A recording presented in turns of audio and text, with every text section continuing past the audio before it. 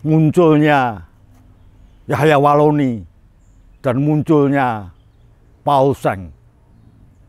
Luar biasa. Kedua-duanya orang yang luar biasa. Kedua-duanya meyakini bahwa apa yang dia katakan itu adalah benar.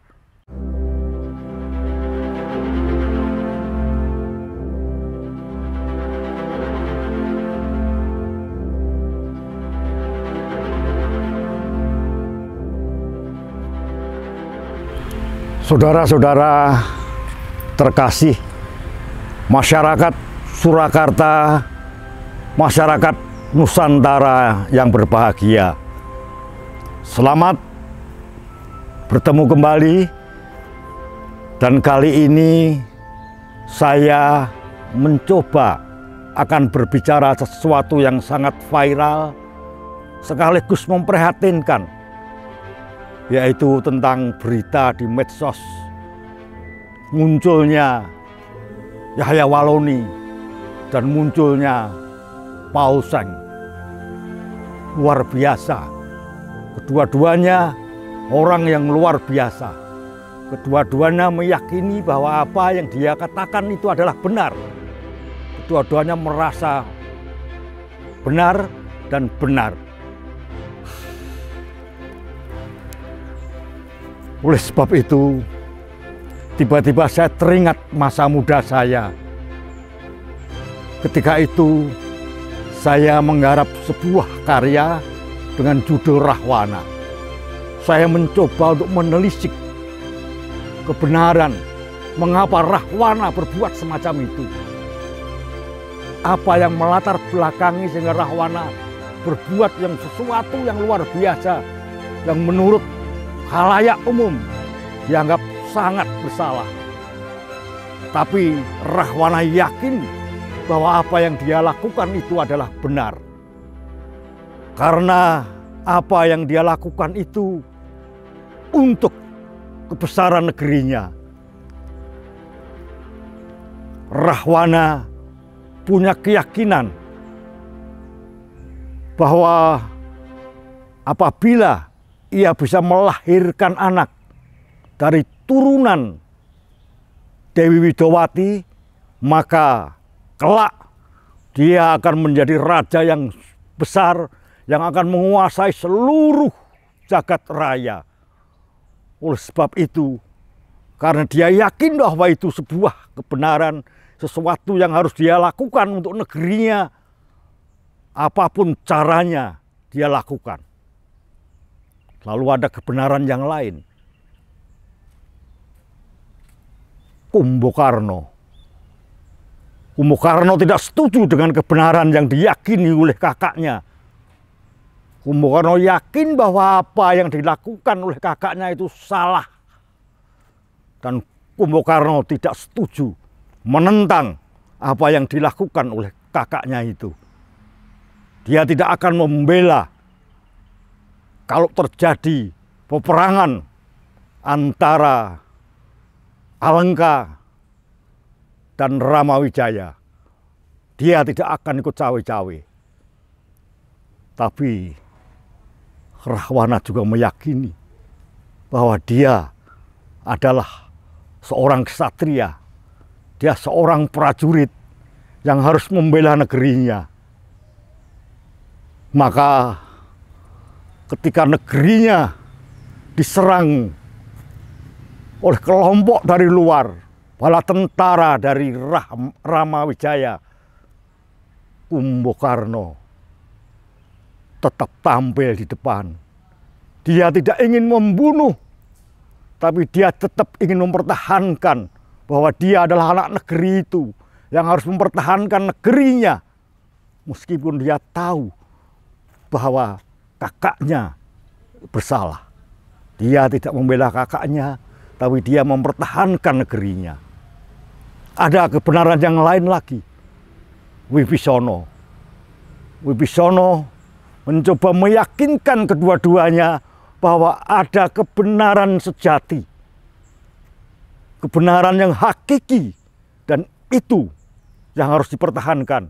Oleh sebab itu, Wibisana lari dari Alengka dan memihak kepada musuh. Dia menjadi pengkhianat negaranya. Dia menjadi pengkhianat.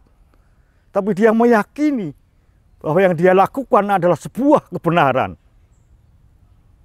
Ada 3 kebenaran yang masing-masing diyakini. Kebenaran personal, itu kebenarannya Rahwana. Kebenaran nasionalis, itu kebenarannya Bung Karno. Dan kebenaran sejati, kebenaran universal, itu kebenaran yang diyakini oleh Wibisana. Kalau sekarang kita kembali kepada Pausang, dia meyakini kebenarannya itu. Dia meyakini ayat-ayat yang dia pelajari setiap hari. Sehingga kebenaran itu menjadi mengeras, menjadi satu dengan dirinya. Dan mutlak kebenaran itu. Dia tidak bisa diganggu-gugat. Apa yang di luar dirinya itu salah. Apa yang di luar kebenaran yang dia yakini itu salah. Dan hal semacam itu marak di negeri ini. Masing-masing mencoba untuk meyakini kebenarannya sendiri-sendiri dan semakin hari semakin mengeras. Lalu apa yang bisa kita kerjakan? Tiba-tiba saya teringat dan saya masih bisa berbahagia karena di abad 20 itu telah lahir seorang yang bernama Bunda Teresia. Dia tidak berpikir tentang kebenaran, dia tidak berpikir tentang ayat-ayat, dia tidak berpikir tentang apapun juga. Dia melaksanakan apa yang muncul dari hatinya. Dan itu namanya cinta. Di dalam karya saya dulu, ketika saya muda, saya juga sangat melupakan sesuatu hal. Bahwa di selain kebenaran-kebenaran itu ada yang namanya cinta.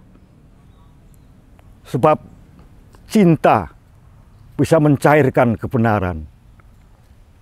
Cinta bisa membuat yang radikal menjadi saling menghargai, menjadi toleran. Cinta bisa menyatukan banyak hal.